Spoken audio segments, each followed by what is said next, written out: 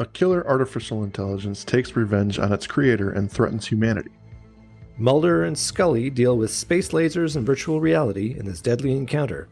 Guest writer William Gibson pens a techno-thriller this week. This is not happening. Charles Figgis, 10-year veteran of the U.S. Marshals Service, multiple gunshot wounds, high-speed Teflon rounds. His partner Gerald Boyce was DOA at Mercy General, tried to catch a 9mm slug in his teeth.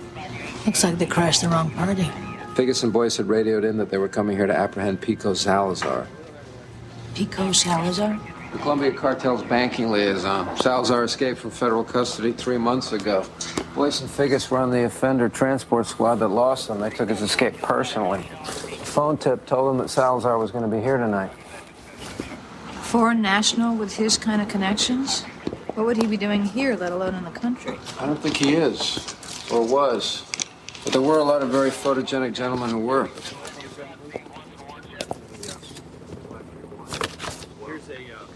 Mulder, these are street-level coke dealers, minor wholesalers at most. Yeah, not the type you'd expect to associate with the cartel boss. What would they be doing here?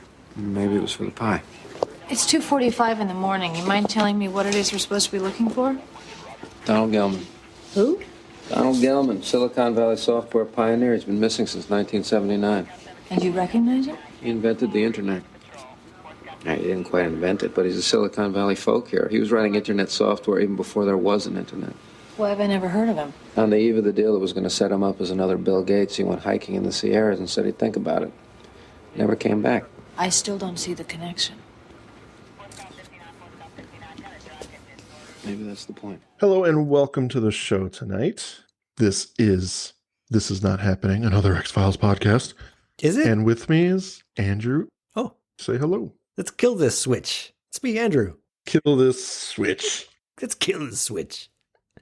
So we're back to a Technology is Evil episode. What are your first impressions on this one?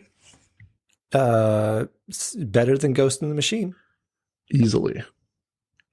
Well, it's kind of launching it well over the bar, though. I will give it credit for being... there is a lot in this episode. Like, they clearly thought about this a lot, and I'm sure that is all William Gibson. I think he just opened his mouth and an episode flew out, and they had to sort of go, okay, this is not a 2-hour movie. Let's see if we can't condense this to 42 minutes. But indeed, it was written by William Gibson and Tom Maddox. I guess, I mean, William Gibson is the name, right? He is on a lot of sci-fi techno-thriller material. I hadn't heard of Tom Maddox that much, but I guess they are the duo. They're good friends. Yeah. And is directed by Rob Bowman. And I mean, he is like the guy that they go to, other than R.W. Goodwin. But first movie. Yeah, they use Rob Bowman when they want to give it the touch. And it shows in this episode. And that touch is there. Yeah, it's... Absolutely. The theme, the aesthetic of it all, it's consistent. And I just love the way this episode looks. It looks great, Mike. Yeah. On that, we will agree.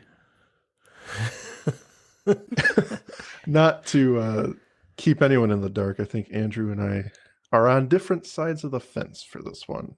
Sparks will fly in tonight's episode. I actually enjoy this one probably more than I should, but let's get into it. Before we go, I want to say we got to shout out the editor of this episode, Heather McDonald. She won an Emmy for this one. And That's I awesome. think it's well done. Like, it is, it's an editor has a very, very tough job, because if you watch something and nothing jumps out at you as like, well, that was kind of a weird cut, or why did they choose that? Then the editor has done their job poorly. But when the episode just works and it looks great, they get no praise, because it's like, well, you did your job. You did your job. Yeah. So there's a lot of really nice visuals in this. And I don't see the hand of the editor, but I can agree that it is well cut. And I think it totally does deserve the Emmy in this. Yeah. I don't know what the competition was, but this is good. So we open on the Metro Diner. It is the middle of the night. Right off the bat, I just want to point out Mark Snow's talents. We've got this creepy, kind of haunting howling, kind of the backdrop for the scene. And inside the diner, we have this scrawny, sickly looking man typing away at his computer. He's kind of waving away the waiter who's got coffee. He's asking if he wants coffee. No, but I'll buy you another if you'll leave me alone. So he's very intent on what he's doing. Yeah, he's likable. Yeah. Computer says access denied, and he challenges it verbally, which kind of sends a signal like, something's going on. He's talking to his computer as if it's talking back to him. This whole diner scene is intercut with a drug scene. We go to Logan Circle in Washington, D.C., where a bunch of drug lords are counting money, and Jackson is the guy who gets a call. And he tells him that his partner that ripped him off is at the Metro Diner at 14th and Arlington. So Jackson loads his gun and heads out immediately. Then we cut to Petworth District. We hear the same man over the phone calling someone else about a stolen product and directs them as well to the diner. And then we cut to a car, the same voice telling someone that Spanish Jack is at the diner. So it's obvious right away in this episode that someone is getting all these unsavory types to the same spot. So back at the diner, the man is still at his computer and he's slowly gaining progress. He's doing coding of some sort, and one by one, these lowlifes, let's say, that were called, show up at the diner, and they all sit and wait. So it's not quite the scene maybe we were expecting a minute ago. The people they're looking for are not there, so they're just sitting around the diner. They look confused, but they're also all very ready to go. They've got that look about them. And the man at his computer, he notices them, but he doesn't think too much about it. He tells the computer now there's nothing it can do. More people walk in. He's about to enter a CD into the drive. This is when the U.S. Marshals show up, announce their presence, guns drawn, and the entire place erupts in gunfire. We get this really cool shot from outside the diner where the gun barrels are flashing. We see the flash through the blinds, and we get credits. It's pretty cool. Yeah, I like it. So I actually really like the intro. I think that, you know what it reminds me of? It reminds me of The Matrix. Not for anything that you see in, like, they're totally different, content. But the story behind The Matrix is they shot that first 10-minute sequence where Trinity goes into the simulation and she's running from the AI and such. The Wachowski brothers actually shot that sequence, and then they used that to pitch the movie. And I forget whether it was picked up in the first go, but it worked basically. It was like this $1 million thing. They shot it as if it's like, no, we're going to make this movie. But the level of detail is high. It's big. And that's the same case here in Kill Switch. This intro, there's a lot going on. Yeah. And I think it's a long one too. Like the intros in these episodes can sometimes be short, but in this case, it goes on for a while before we get to the punchline of it, right? Right. And it's interesting. Like it keeps on going on and you're really drawn in, like what is going to happen here? And then as you say, there's a bait and switch of all these lowlifes show up and they don't find who they're looking for. Yeah, they don't initiate anything, which is really cool. Why are they going to the same place where Laptop Man is? Like, they're connected because they're going to where he is, but he's not the guy they're looking for. Yeah. So I like that. And the other reason I like it is it's kind of picking up from where Ghost in the Machine kind of leaves off. Like the end moments of Ghost in the Machine are they create their virus and they go in and they put it in the computer and kill it that way. Yeah. It's kind of like we have run forward to the end of that episode here, and we are at that moment where he is creating his virus, and he's going to go and put it in and kill his adversary. Like you really get the sense he's going to finish the job here, but then he's cut off by this seemingly random series of events, which are not random because we the viewers know it's been carefully orchestrated. So yes, there's a lot going on here. And I love it. I thought it was really great. So it's the high point for me in the episode so far. It's fantastic. I love it. After the credits, Mulder and Scully are arriving on scene, and he is telling her everything about it. So essentially, he's gotten her out of bed and said, get down here. We got something to investigate. He's telling her all about the victims. They're all offenders. They're all bad people in some sense. He says someone wanted these people here. They received phone tips and that drew them here. And Scully, she's like, these people aren't anyone really. what's the big deal here? And after a while, she's like, why am I here? It's This has nothing to do with X-Files. Why are we here? yeah. At this moment, Mulder peels back the sheet over Donald Gilman, the man at the computer. He lays out a little bit about his backstory. He had his hands in creating the internet. He was set up to be another Bill Gates in this episode. He was a very important programmer, and he disappeared on the verge of $1 million deal.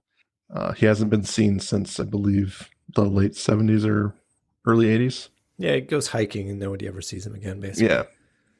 So he resurfaces here after decades. And this is where he died. And Mulder thinks that's highly suspicious that he would show up here and be killed, especially in this group of people. And as Mulder and Scully leave, he posits that someone wanted him dead specifically. So they get in the car. He plays a CD that he stole from Gilman's computer, and it's Twilight Time, the song. The electronics in the car start flashing on and off. They look confused. And then we cut to the lone gunman. I want to talk about the car before we move off. Go ahead. This is the same car that they had in the episode Shadows. Mm-hmm. And this is a great adage of reduce, reuse, recycle. Because in Shadows, they needed the effect of the lights being on and then suddenly going, like, fading off at a certain point. So it suggests to me that somebody got in there and did a little monkey around with the wiring.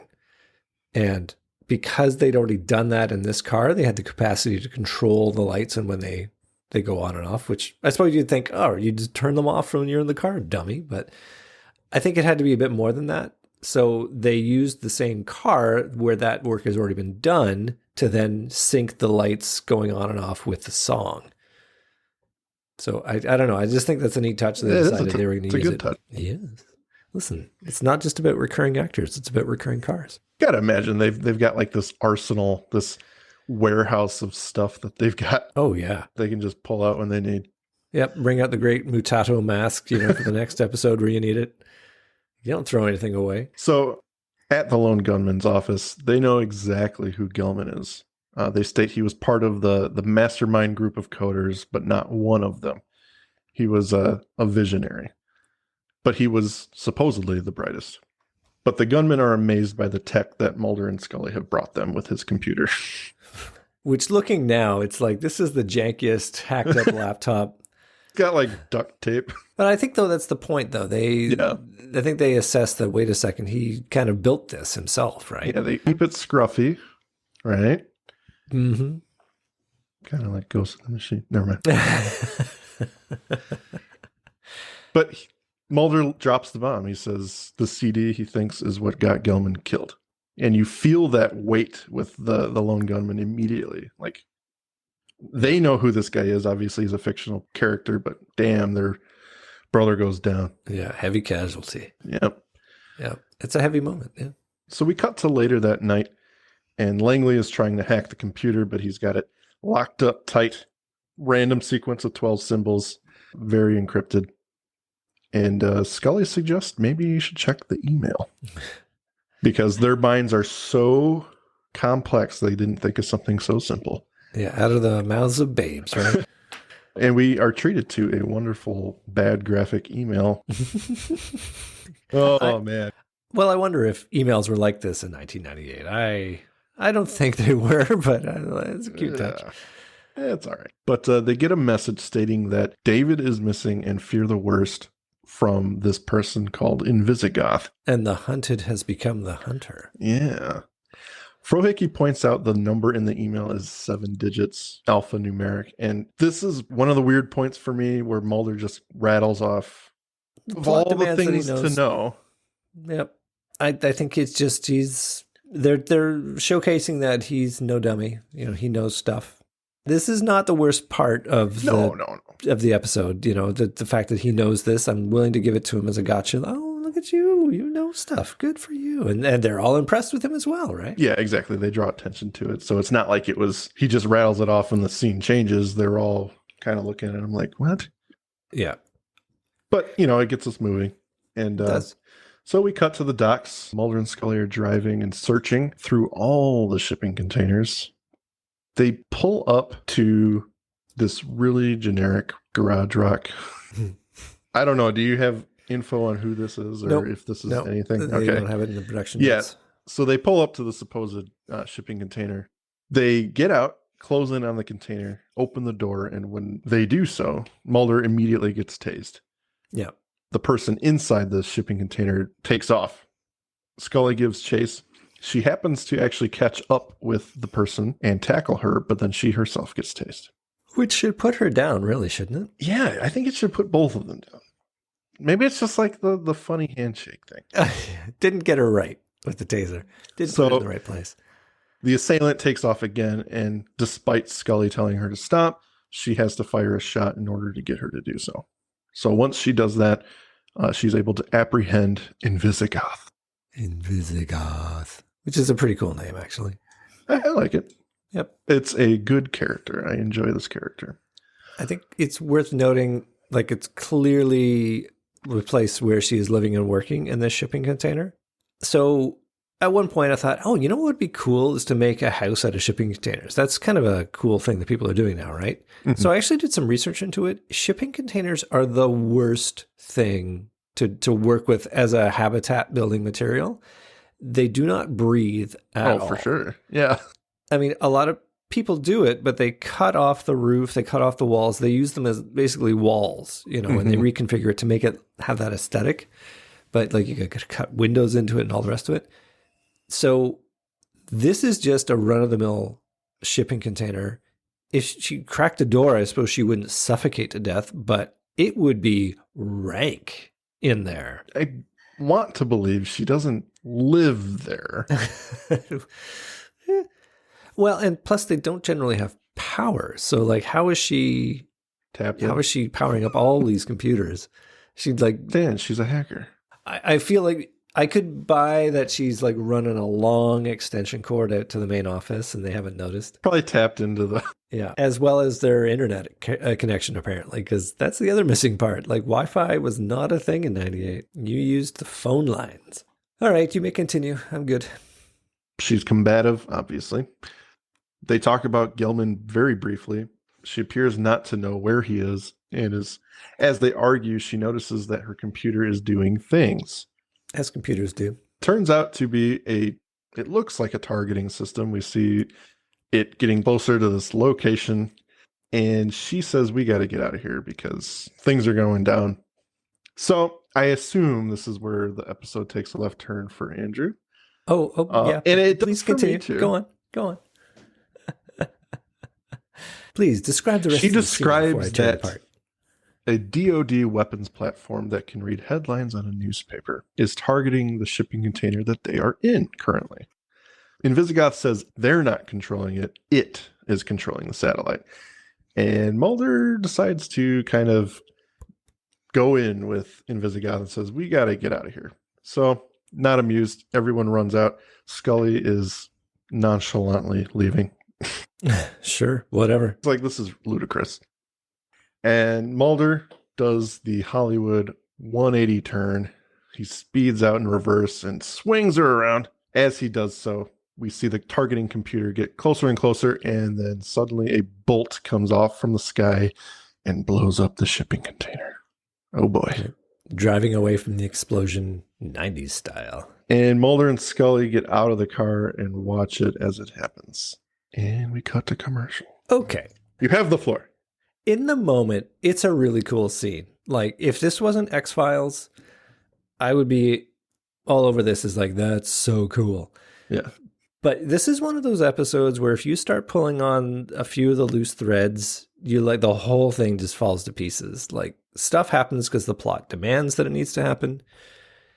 I just look at it like, okay, so we've got a satellite up there which can shoot lasers or whatever they are. These aren't lasers because, you know, lasers don't make things blow up unless you have super amounts of power on it. This is like a rocket from space. Yeah, I'm willing to believe this is, well, they call it a particle something, a particle gun. But that's even Scully just being you know, it's like she doesn't even know what it is. But well, it's not really elaborated on. I just look at it like, okay, you need this technical thing that allows your antagonist to be a threat.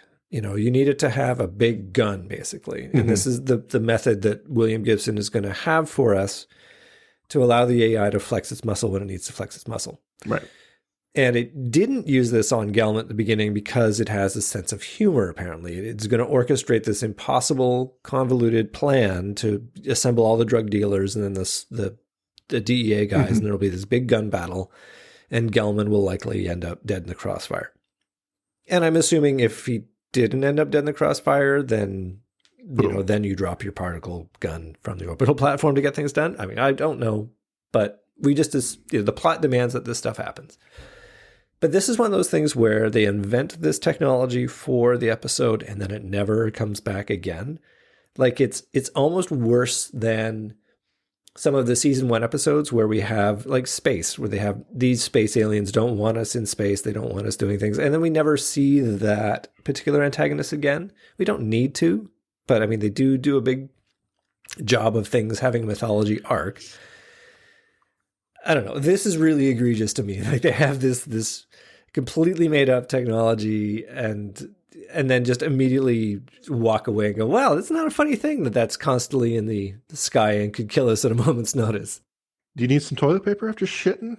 Yeah, I probably do need to change my pants here because... No, I totally agree. I get the ridiculousness of the weapons platforms orbiting Earth, that was supposedly built in secret, because they even draw attention to that in the next scene after the commercial.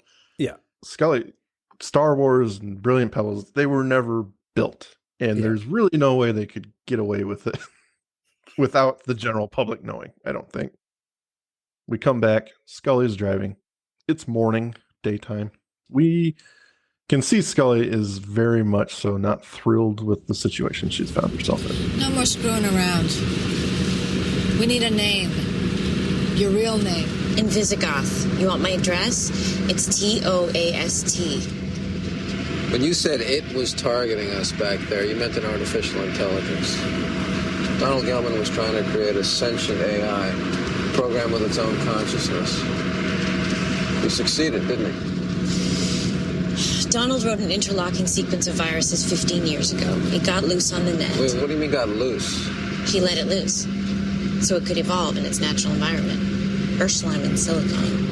Slime and silicon? The primordial slime, the ooze out of which all life evolved, except this time it's artificial slime, artificial life.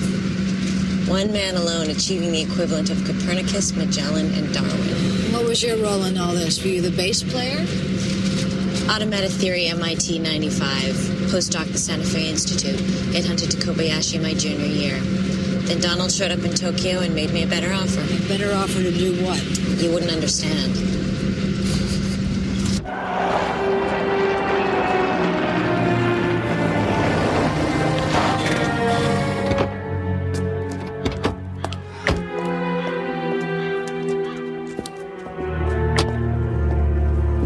You believe this load of crap? You saw what happened back there, Scully. You saw that container blow. She could have rigged an explosive charge. There are no weapons platforms. There is no such Department of Defense satellite. What about Star Wars, Brilliant Pebbles? They were never built. We don't even have that kind of technology. I mean, even if an artificial intelligence was targeting us with an armed satellite, why isn't it doing it right now? Because it doesn't know where we are.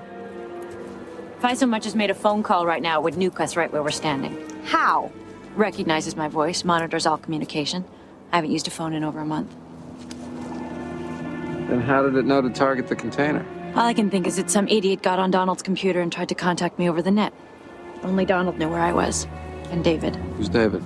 David Markham. He was hardware. Donald and I were software. We'd been caring for the AI, weaning it. Then Donald warned us that the system started to display more than consciousness. It started to display intention, but before we could stop it, it was gone. Where? I don't know. One day David was on the system and it wouldn't come. It wouldn't come when we called it. We knew it was out there somewhere on the global net, but it wouldn't answer. And Donald was just getting sicker.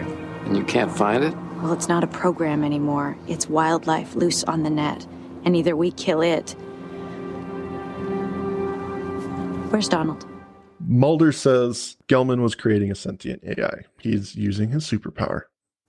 You called it because I'm like, on what basis does Mulder go here? It's like you just cut out 4 pages of plot and then have Mulder said, you said it was targeting back there. Did you mean a sentient AI?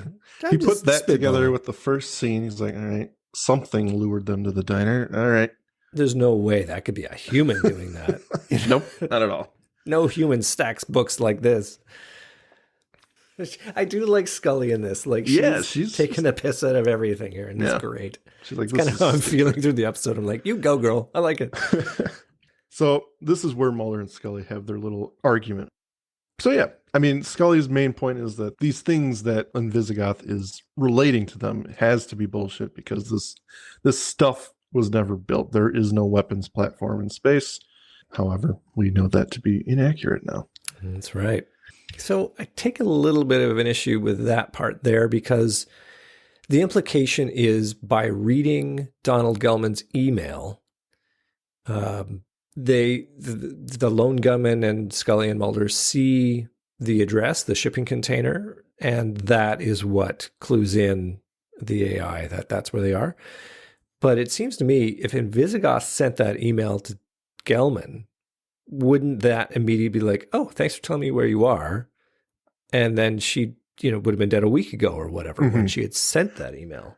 Yeah, I'm not quite sure. And this could be very much so a chink in the armor, how she got away with sending correspondence of any kind.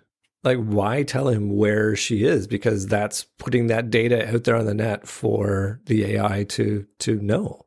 Yeah.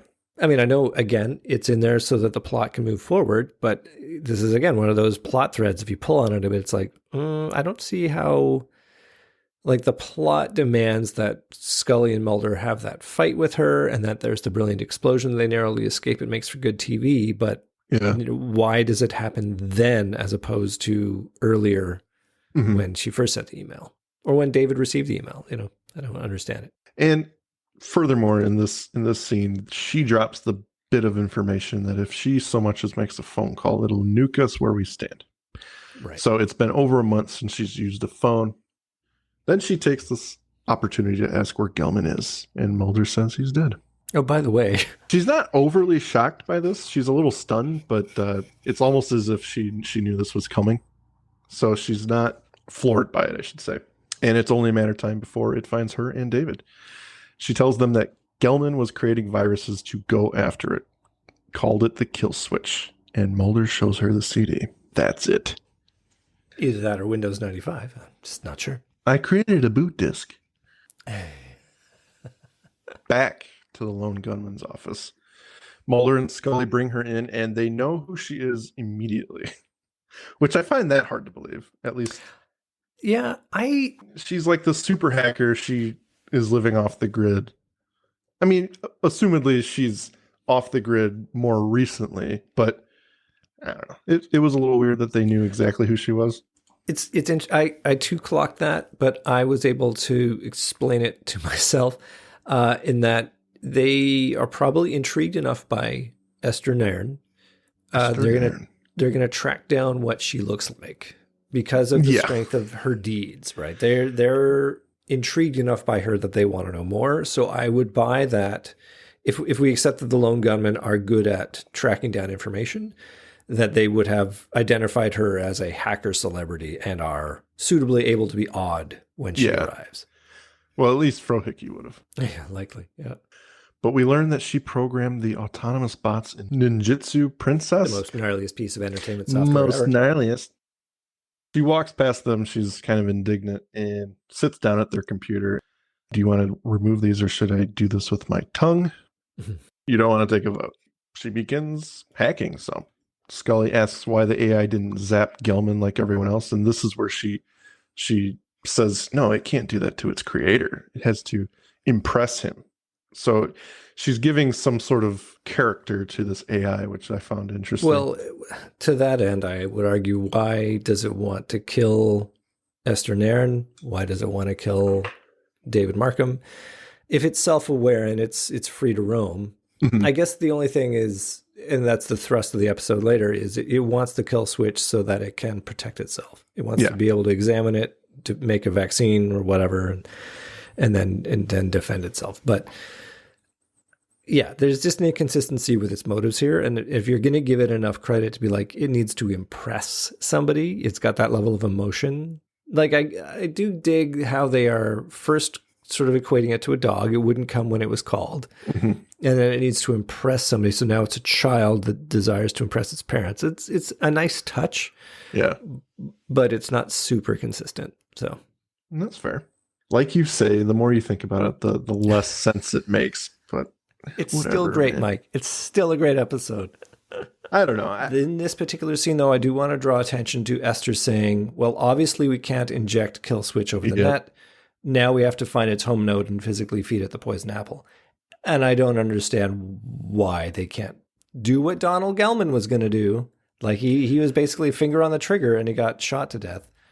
But he had a plan. And I caught that as well. And I'm going to just pretend that he was wrong in that moment. Okay. Maybe his will to get this thing killed was overtaking his rational thought. And that he didn't realize he wouldn't be able to kill this thing fast enough over the internet. I would have loved a little bit of exposition, him saying, yes, we got to put it into the home node and feed it physically, because then it'll get past some firewall or something. He tried to do over the net. It didn't work. I mean, that would have been better, him putting it in and sighing, I've done it. But then, some other screen comes up, says file deleted or vaccinating. Yeah, that's right. But yeah, just that moment of her saying, well, obviously we can't do this. And I'm sitting here going, well, but wait, why not? That's what Laptop Man tried to do. And he almost did it. But it's here that she tells us that David went looking for this home base because those two apparently knew for sure that whatever Gelman came up with, they would need to feed it directly into the hardware in order to kill it. And then they posit that wherever this thing built itself a little base, it needs a T3 hardline, and the government keeps those records secret. So they recruit Mulder to find the information. And we cut to Fairfax County, where Mulder's pulling up by himself. He's got his little electronic wire map. I do like how they say, oh, you'd have to have a T3 at least. Yeah, 45 megs a second. 45. And in 98, that would have probably been pretty amazing fast. But now it's like, Google 500 megs, get it for $19 a month. Deal. Yeah. So Mulder pulls up alone. He climbs a telephone pole to inspect it based off of his blueprint. And he traces the line into a hedge. He can't quite see past it, but it's just past a rundown house. We cut back to the lone gunman's office. Scully's asleep. She wakes up suddenly and she sees that the handcuffs that Esther was chained to, she sees them dangling and she is gone. So Scully gets up, looking around. She peers in on the lone gunman, kind of all nestled in, sleeping away in the same room because, sure. Yep, that's what they do. No thanks. So why... Okay, I might answer my own question, but the question I had was, why have they split up? And I think, okay, well, maybe the alternative is they put Visigoth in jail. They bring her to a holding cell, but doing that makes a record of her existence, and that then makes her available to be targeted and killed. So they got to keep her out, and thus they need to have one of them guarding her, and that one is going to be Scully, and Mulder's going to go off and do the investigation. Does that track? Yeah, absolutely. I actually do think that works. Immediately I was thinking, why do we have Mulder again splitting up from Scully? This always happens. They go off into their own paths, and that's when trouble starts, right? If they were off doing... He was letting her sleep because he had gotten her up in the middle of the night, and he realizes that was rude. Yeah, fair. Hey, he's a sensitive guy. Anyway, so she opens the door, she peers in, finds the lone gunman all sleeping, and when she turns back, boom, it's Esther, and she now has her gun pointed at her face. Uh-oh. So does that mean that Esther did in fact undo her handcuffs with her tongue? I honestly don't know. She probably used a bobby pin because it's Hollywood. We don't need to know. Yeah. So we're moving ahead here. Mulder calls Scully. He is at a derelict chicken farm with a T3. He asks if she has Esther, and we see her in a car at gunpoint driving. Esther says they're going to find David, lightly disguised. Now this, I don't know that she would do that, given the fact that she knows that the AI is monitoring her communication and recognizes her voice. I mean, she tried to disguise it, so maybe, but Mulder continues to search through the trees. He sees a small camper in the distance. We go back to Scully and Visigoth, and they pull up in what I can only imagine is the lone gunman's car to a location. We don't see the location immediately, but they pull up. It's true. I hadn't considered where that car came from, and it's a pretty janky car. They pull up, and Esther gets out of the car. We still don't see where they are. And Esther is emotional. She's very upset, and we cut to behind Esther, and we see this war zone of where a building used to be, assumedly was zapped from outer space. And she labels it as Markham. He was burned up. I like this scene because she's defeated. She obviously had a relationship with this man, and she gets back in the car. She's bawling her eyes out. Jillian is doing a fantastic job acting here. I love her faces when she's trying to get out of her cuffs because she's chained to the steering wheel. And when Esther gets in the car, she throws Scully's weapon on the dash, and Scully is eyeing it immediately. She's kind of like biting her lip, trying to get everything. It's a good scene. Yeah. And as Scully reaches for it, Esther grabs it and hands it to her. Says, "Take it. Put me out of my misery." And it's at this moment Scully takes the gun and actually consoles this person. She puts her hand on her shoulder, and Scully turns back into a feeling person. And even though they've been at odds since second one, she's actually consoling this person. And I think deep down, like, she knows Esther's not going to actually pull the trigger. But being held hostage, I don't think is a fun thing, no matter what. I don't know if I agree with that. I don't think I agree with the idea that she doesn't think Esther would pull the trigger. I think that she is threatened by her. They have got a rocky relationship. I think the reason this scene works is because they have had this catfighting relationship. There's no trust here, but it's when Esther finally shows vulnerability that Scully can actually relate to her. So I think that's why it works, and I liked it a lot. Yeah, I would like to note that this is the second time, ostensibly, that the orbital weapons platform has been used, either previously, like either it happened before Invisigoth's shipping container hovel was destroyed, or after. But this is twice now that the AI is able to use the orbital weapons platform, seemingly with no impunity, no penalty. And whoever's controlling it's not like, we should probably take this offline. We're blowing up some pretty weird shit lately. So we cut to Mulder at the camper. He's approaching it, and a loud ass alarm goes off. Identifies himself as if that's going to help. But it does help. I suppose. Inside is basically scanning him. It's like a thermal camera, and he rings the doorbell, which I don't know that I would do. But it takes his thumbprint and starts scanning through prints from the internet. And they want it to look like a lot, but it's really just about 6 that keep cycling over and over. It has a very small comparative database to work with. And Fox is in it. It's incredible. It cuts back to Scully and Invisigoth. And we've actually got this relatable scene going on where they're walking around the area and they're talking. She tells her that she was working with Gelman, but that he found out about her and David's plan to upload their consciousness into the net to be together with each other forever. I roll my eyes at this point. I roll them because hard. You can do this. Why are you pooping on this? Why do we need this? This is my question. It's like this. There's already so much going on in this episode, and it's a love story.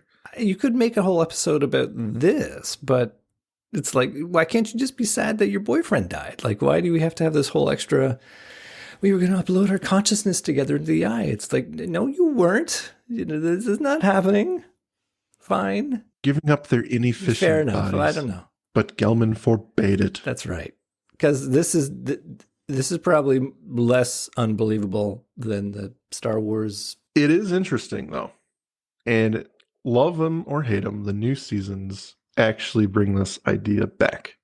So I don't know if it was like a weird homage to this episode or if it was just, that's where we're headed as a society. But well, we could argue you're already on the net 100, a lot of the percent of the day anyway, right? So this is just, yeah. I mean, what they're getting at is that your consciousness lives on the internet. But I don't know. It's a little bit mamby-pamby about how this would actually happen. It's just sure. Okay. I mean, at this point, I'm just walking along because it's like, this is where the plot wants to go. Sure. Okay. I mean, at the end of the day, we've got orbital platforms firing particle beams at our heroes, and why not? Sure. I guess I come back to the strength of the X-Files as a show in that generally it works because there's enough believable stuff in there that we are lulled into it. We go, oh, that's scary because I kind of believe that this could happen. But when they go this far off the reservation, it just feels like, what? Whoa. And I think that's what happens with me on this episode. I don't want to take a lot away from it personally because I do have so much fun with it. Yeah. But I think the thing that kind of like keeps me going is the fact this actual next scene with Mulder, where he's at this building, and apparently they don't explain it, but they said earlier that the AI built itself a little base. Okay. And you go, how the fuck? Well, okay. I was right there with you. No, I will even give it more credit than that. Right up until tonight, actually, I was thinking, okay, how the fuck did the AI build all this stuff inside there with its little work orders? Well, no, I think the answer is David Markham built it because they specifically said David was hardware and Gelman and Invisigoth were software. So I think his role in it was to create the node and like do the hardware work to actually make it work. Interesting. But then I never thought of that. Then I guess the question is, why don't they already know where it is? Exactly. Yeah. Other than you could say they worked in secret, or it's in an RV and they got it to tow it around, and I don't know. Me as a singular person, not talking to anyone until now about this episode, I put it in my head. I'm like, okay, it's a sentient AI. I can buy with everything they're showing me in this episode so far that it generated a work order with a local company to set all this up. And they don't technically need to see someone and sign a paper in person to make that happen. Yep. So it works. And I think that's what carries me through all the bullshit, I was right there with that explanation up until they described David Markham specifically as hardware. Up until that point, I thought, okay, so what we're talking about is a convoluted system of like, it can imitate voices on the phone and send emails and get work orders. And then, they build up its little RV into a super VR fortress or whatever. Right. Yeah. Okay. But there's so many moving parts to that. How is it that that information doesn't get out or is accessible? Like, I think it's just a lot easier to suggest that, no, David Markham built this. And if anything, the AI hired a moving company to move it from where they had set it up to the abandoned chicken farm and get a T3 installed. Those work orders I could accept. That's fair. Good points. It's put too much in there is my feeling. Like they had a lot of episode. It's a 2-hour episode that they've, again, turned into 42 minutes. And they could have simplified it and it would have been probably a bit more watchable. Okay. That's my final thoughts. Thanks for listening, everybody. We are done. Maybe they went a little too soft in Ghost in the Machine and then went full throttle here. Maybe not full throttle, but much more throttle. 75% throttle. No, I think they did try to bridge the gap to make it accessible to non-techies, but I think they knew when you've got William Gibson as your writer, he's not gonna spoon feed you this episode. He's going to assume that you will just follow along somehow. You're either with him, and if you're not with him, you will get the gist of it. I think that's kind of what he's thinking. Yeah. And I think you can do that. I'm so glad we addressed this point now because Yeah, I've been it's feeling it important to like, come over this is this stuff. episode pandering or is it just, anti-pandering? So, from the sentimental moment with Scully and Invisigoth, we cut back to the camper, and Mulder is breaking in. Uh-oh. Resourceful Mulder. Yeah. He can't get in through the front door, so he goes under the camper and finds a hatch of some sort. And he's detected by this little motorized car. Yeah. Notices he's there, and then it drives away and hides, reminiscent of War of the Copperfaces. Yep. There are wires everywhere in this place. It looks to me, I don't know if were you ever in a LAN cafe where you would go and play like Diablo with like 30 strangers? They were all lined up. They definitely packed a lot of terminals in here for sure. This is like somebody's monitor junk storage dressed up. Not just that, but it's like at least the LAN cafe I went to, it was black lights and the lights were off, and it was like $13 for a pop, and they really took advantage of it. It was like $20 for an hour. Oh wow, you overpaid! So stupid. My goodness. Yeah, this reminded me of that. So it was a good blast from the past. There, they definitely dress it up pretty successfully, and as you say, I like it. Like this, I could believe that this is sort of a work of art and time. Like they have gone to have different work orders, different people coming in, doing this part, adding this part, connect to this new thing, making it bigger. Or it's David Markham doing it all. I don't know. But either way, that the set dressing is up to par at this point. And speaking of David Markham. Yeah, Mulder finds a scorched body in an apparatus of sorts. He's standing against the wall, but he's chained. He's got a little visor type thing on. 1990s VR. It's interesting, but we get the idea that this is David. Yeah. Well, as Mulder says as much. He identifies him. He is not only scorched, but he's been there a while. It looks like he is disgusting. And to that point, much better visual effects than Chinga. Yeah. But as he's investigating David Markham, he kind of backs into this other apparatus on the other side of the camper and gets chained himself. And now he's stuck and he's getting shocked. Sparks are flying everywhere. I hated this scene. Commercial. Hated this scene. What the hell? Like, he doesn't back up against a wall. It's like right there behind him while he's investigating David. Well, and then suddenly he's trapped in this thing. I know what you're trying to do here. Like, you're making it dramatic, and we've got this big scene, and we're meant to leave here thinking, oh no, he's going to get barbecued like David Markham just did. But, and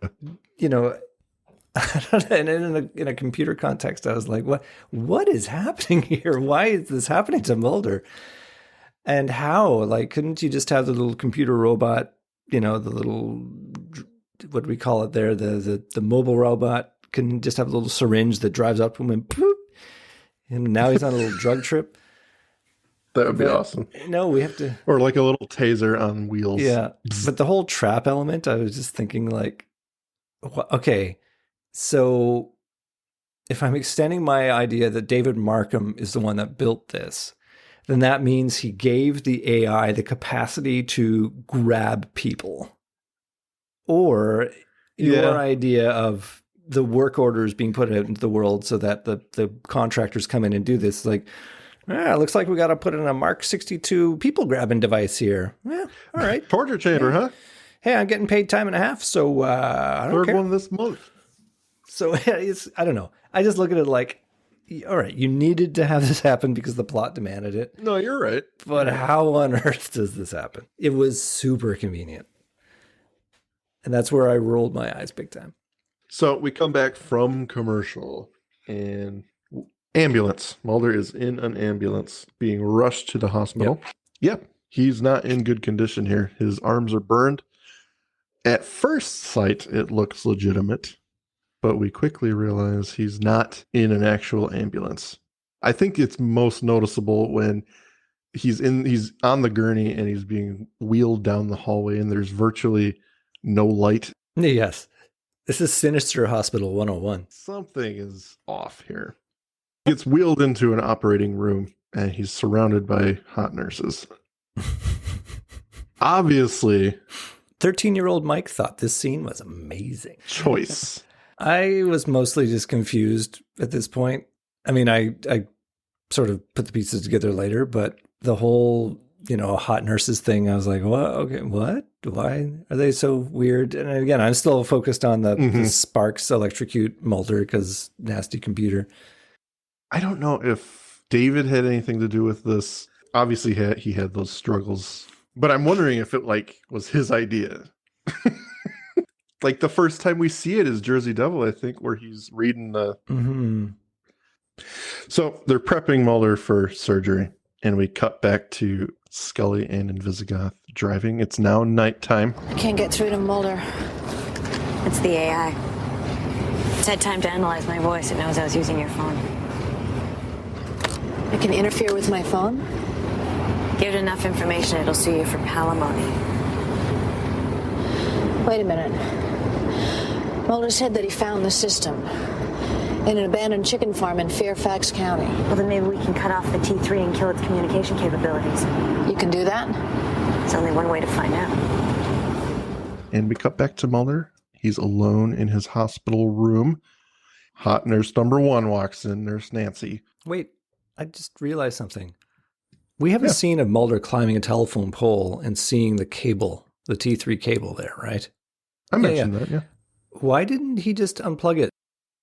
Much less interesting that way. True. Roll credits. We don't get hot nurse and crazy BDSM devices. All right. I table my question for later. Go on. He's got a blanket over him. He's just come out of surgery, supposedly. He's out of it. And she says the good news is they were able to save one. And he's like, what are you talking about? And she pulls the blanket down, and he's got a nub for an arm. No. And Mark still goes into overdrive there. Eh? He's like, blah, blah, blah, blah, blah. He's freaking out. He's, oh my God. She says they want something from you, and he does not know what they want. And she says, I don't know, but if you don't tell them, I'm afraid they're going to take the other arm. And then she puts a pillow over his face and smothers him. Yeah. Like, what? And it cuts away. Yeah. It cuts back to Scully and Invisigoth. They're pulling up to a bridge, and it's one of those ship bridges that actually moves so the ships can pass in the river. Esther realizes something's wrong. The computer's doing some weird stuff. She realizes that they're stopped at this spot, and she surmises that the AI is keeping them in one spot. And of course, the car behind them is a truck carrying flammable material. Yeah. It ordered a flammable truck delivery to be delivered right then and there. And on cue, the computer starts showing the targeting system.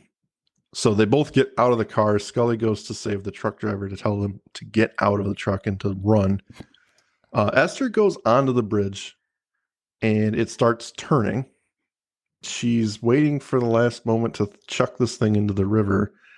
But as she does, the particle beam zaps it out of the sky. Yeah, She got lucky with that one. Quite. Okay, obviously I got problems with this scene, but I didn't understand what they were getting at. Like, is the AI trying to kill the computer? Because it seems to me it's figured out where they are and has the ability to read the headline on a newspaper. It'd be like, oh, there they are. I will just aim my explosion from space on the bridge and kill them. Not, I'm going to trick shot the laptop out of the air.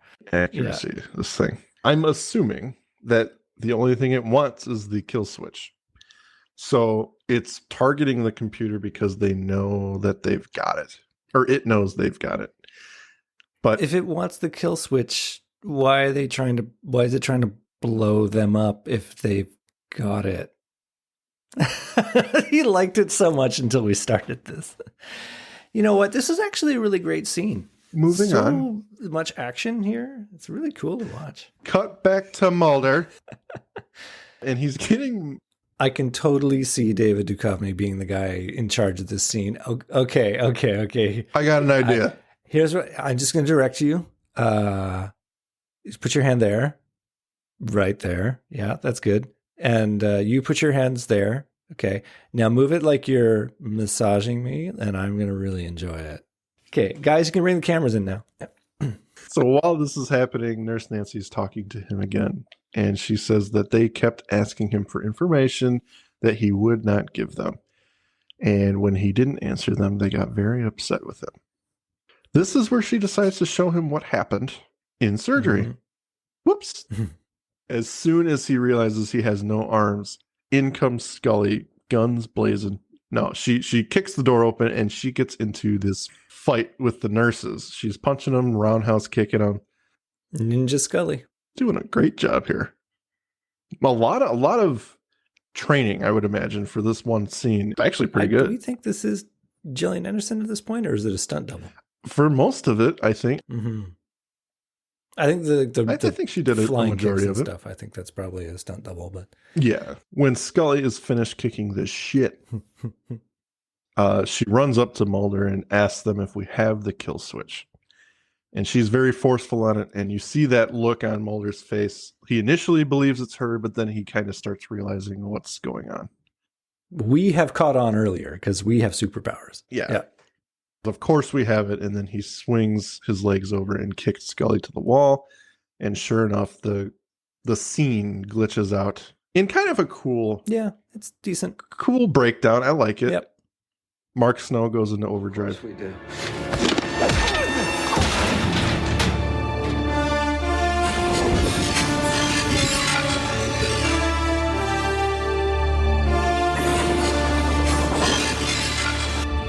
It's actually my favorite part of his score for this episode, but it's a good little scene. I question though the point of this whole interrogation. This is the AI trying to find out if Mulder knows where exactly it is so the thing can zap it. But it doesn't. But as we saw, It doesn't on the want other to zap scene, it. It wants to have it later. This episode's good. I know it. It's a pile of shit. After the other unbelievable scene happens, actual Mulder in the camper, chained up still. He's got the visor on and he's barely conscious, really. Yep. And he's calling for help. Scully and Invisigoth arrive. They find the camper a little bit faster than he does. We get the alarm again, and Scully, like a badass, shoots it. No more crazy alarm. As they approach the camper, they hear Mulder calling for help. And basically, we've got automated machines torturing Mulder with saws or Yeah. something. Well, Passes out. and there's a mechanical arm which injects him with something. It's like, oh, now we've got the drugs can be injected. Yeah. Okay. Again, the contractor injecting the automatic injector 2000. It's like, I don't know why you'd have this in here, but listen, I'm getting paid $200 to put this in. I'm not going to lose my license. Scully smartly doesn't try the front door. I think she automatically goes to underneath the camper. Yeah. Why not? Notices that the hatch is open and she calls for Mulder. As soon as she pokes her head up, the motorized attacking her and she Kicks she its ass too. ducks down and you see the gun come up, shoots it. Yeah. Invisigoth enters behind her. Mm-hmm. They find David dead and Scully also sees Mulder strapped in. She takes off the goggles. She starts trying to remove his restraints and she tells Invisigoth to give the machine what it wants. And it wants the CD, so it's opening its little disk drive for her. Yeah, and again, this is where I was like, well, why? We've been doing this whole thing of killing them. It's like the one explanation I would give to answer my own question is that it is still a child. It is lashing out with the orbital weapons platform, and now it has gotten to a place where it's like, okay, you're here. I'm up to this challenge, or I'm going to do it. I don't know. But even Esther says, this thing might not kill it because it could learn the program. And as she puts it, vaccinate itself against it. But I do like how it uses Mulder as as hostage. Yeah, as the incentive. I will shock Mulder. It's starting to do more to him until she puts the disc in the. Yeah. So she pops it in, and as soon as she does, the restraints come off. Yeah. You hear the pressurized release. Oh, he can leave now. Yeah. Good. And the computer is targeting them with the orbital weapons platform. So Scully is focused on getting Mulder out of there. He's out of it, so he's no help. And Esther starts doing things, telling Scully to go, and she's not leaving. So it is made clear pretty quickly that she's trying to upload. She's putting herself in the restraints that Mulder was in. Once Scully and Mulder are out, we see her. She's got everything on and equipped, and she says, upload. And of course, this is right before she gets blown out of the field there. And our two heroes escape, and Esther is blown to bits. So I buy that, again, if you take everything as read so far as this is the way it is, then I get that it is targeting itself because it knows this particular node is expendable.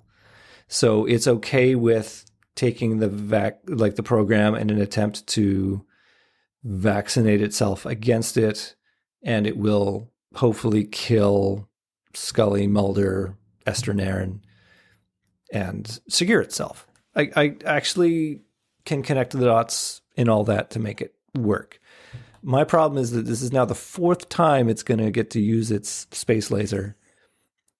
And I got to imagine heads are rolling at the DoD because it's like, what's it targeting now, John? Seems to be targeting crap. Seems to be targeting a trailer in a abandoned chicken farm outside of Washington. Yeah, county. Population of 3. That's strange. You sure it's not targeting insurgents in Iraq? No. It's today. It's clearly that's tomorrow's strike. Yeah. It's not supporting a combat effort somewhere. No. It's definitely a chicken farm. Yeah. It's keying in on Fairfax. Yeah. And what was it doing an hour ago? It was a bridge. Yeah. Shot and a bridge. Before that, like yesterday, it was a shipping container. Boy, this is real strange. Do you think we should report this? Nah, not worth the effort. I mean, every system has glitches. Yeah. I think we should put it offline. I mean, somebody could get hurt. So yes, everything blows up and we get our epilogue. Oh, I do actually want to say it is a cool image of Esther being fried. Mm-hmm. And as she's uploaded, it's very, again, Rob Bowman, can't do any wrong. That shot of her and her head lolls and smoke comes out of her mouth. Yeah, that's cool. That's very cool. She gets like fried and she's supposedly uploaded to the network. Yeah. And her physical self is not needed anymore. That's right. She will be alive on the internet forever. So it cuts to morning and Mulder and Scully are kind of digging around the destruction. They wax poetic about whether or not Esther was successful and what the point was. Scully thinks it's not life. You know, even if she did upload to the network, that's not life. It's just electrons chasing electrons. Mulder lets out about we're just a bag of meat and bones and we're doing the same thing and that's our brains. And I'm sure they were trying to be philosophical about what life is. Yep. And it works enough. I mean, about as well as the rest of the episode, Andrew. Listen, they needed to end it somehow on something poignant, and that's about as good as we're going to get, I think. Yeah. So after that, we get that cute little dialogue, and then we cut to Nebraska. 2 kids are playing with a football, and sure enough, one of them sails the football over a fence that is housing a camper. Climbs over, gets his ball, and as he leaves the fence, we get that shot from the inside of the camper. He's being watched by the video, same thermal video that was watching. So we are led to believe that the AI is existing here as well. Yeah. So they were not successful. And Claude from Ghost in the Machine comes up and he says, I'm going to solve this thing if it kills me. And we get the blinking lights. No. Yeah. File deleted. I don't know why these writers can't just let their villains go. Just let it go. Just end it, you know? I agree with you definitely for that. You know, they do that a little too much. Yeah. All right. So final thought. No, I think you know what I think. There you go. Yeah. At the risk of repeating, it goes at a breakneck pace. It packs so much into it. Like it could easily be drawn out to be an hour and a half, 2 hour long movie. Like there's just, William Gibson is trying to tackle so much stuff in this episode and to do it in a way that you sort of don't see the chicanery in the plot. They just sort of skip over a lot of stuff. And it's, again, only on the rewatch that you're like, wait a second, what are you doing there? You're trying to pull that fast one by me. So yeah, if you start analyzing it too much, it kind of falls apart in a hot mess. But it's still way better than Ghost in the Machine, because by this point in season 5, they have nailed the characters. Like they're sailing, like they're really in their moment. None of the characters I had any objection to. Like they're all well acted, and that's, you know, the highest compliment is that they didn't make me look at them and go, oh, I don't believe that. You know, I don't believe that performance that you gave me. So from that point of view, it's really watchable. The music's really good, and a lot of it is just enjoyable to watch. But if you think about it too much, that's where I start rolling my eyes a lot. So, and to be fair, I'm just playing it up for the audience right now. I do like the episode. I have fun with it, but the threads, if you pull at them, are loose. And I think the reason I'm willing to hand wave some of it away is, like I was saying earlier, as long as I can believe the AI and some of the things it's able to do, like I can believe that it, for me anyway, built that node or both of those nodes, or had them built. I can believe that it's controlling a satellite. I can buy that it knows how to orchestrate this hit on its creator. You know, it's enough to keep me engaged and I have fun with it. So I hand wave the, why aren't there government agencies descending on like why aren't alarms going? Why isn't the country locked down right now? Like we got to get this shit under control. Yeah.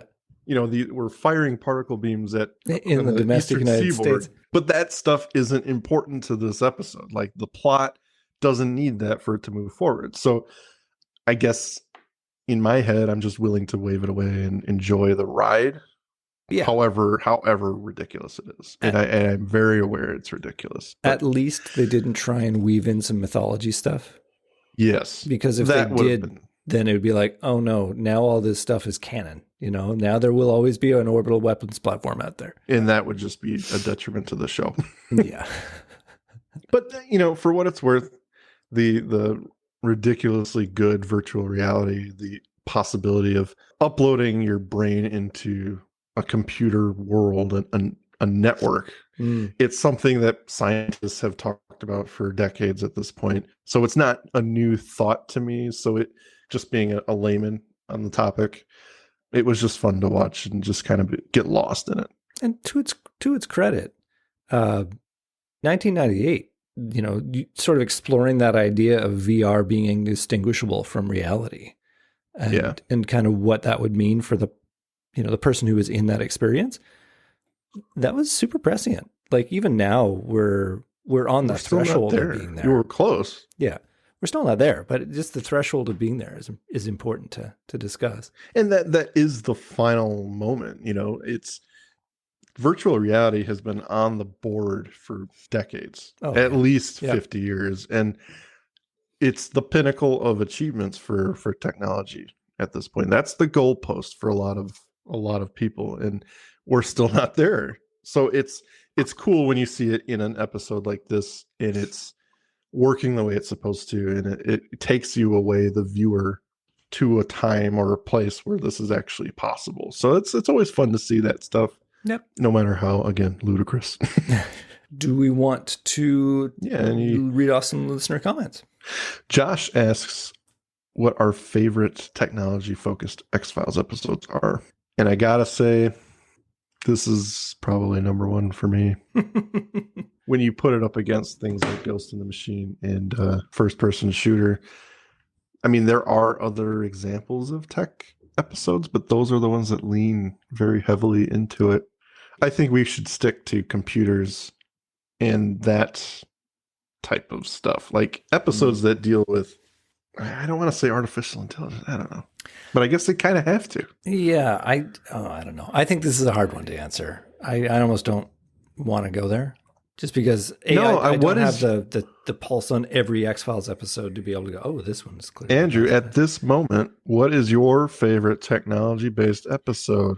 If I was forced to choose, and I don't know how well this sits in a technology realm, I actually really like, Kill Switch. No. You got no other answer, dude. I got no other answer. I can't even remember the name of the episode, but it's the one where they spike Mulder's water and he goes nuts. Getting cute. You're evading the question. All right.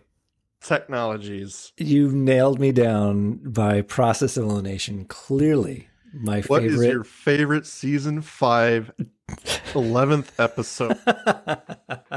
Well, then that must be Chiba. Chiba. Chiba. No, I like a lot. Like I said, I've liked a lot of the stuff in this episode. It's just when you actually think about it, it falls down. But he does raise a bunch of cool stuff. I'll give him that. Matt Conrad says, X-Files does cyberpunk, and I'm here for it. Cool story, and Visigoth is a cool character, and I think the actress Kristen Lehman does a great job portraying her. I'm always happy when the lone gunmen show up. Very true. Yep, I'm into that. The first of 2 episodes written by cyberpunk writers William Gibson and Tom Maddox, the other being the much revered and beloved fan favorite first-person shooter. Woof.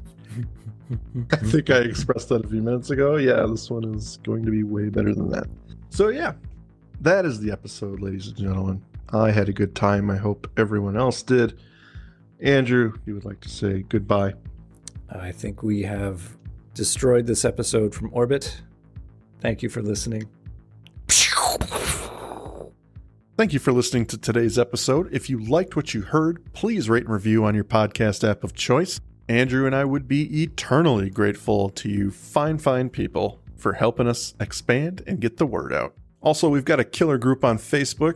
Feel free to join in on the discussion at facebook.com/groups/thisisnothappeningpod and become an official member of the syndicate. We do polls and we have questions for every episode to give you guys the opportunity to chime in and possibly let your voice be heard on our recordings. And please join us on our new Twitter at tinhxfilepod, no dash, to stay up to date on everything, moment to moment. Thank you, and remember, don't stop swimming. It's that time, everyone, the Magus Media Production sales pitch. Please check out our homepage at magusmediaproductions.net so you can stay up to date on all of our shows. Check out our Facebook group, facebook.com/groups/magusmediaproductions, both of which have our Discord link on it, where you can join us for live shows as we record them for future release. At Magus Media Prods on X, our Patreon, patreon.com/magusmedia, where a $5 donation will help us keep the lights on and bringing you new content, and you get some stickers. Thank you for your consideration and support.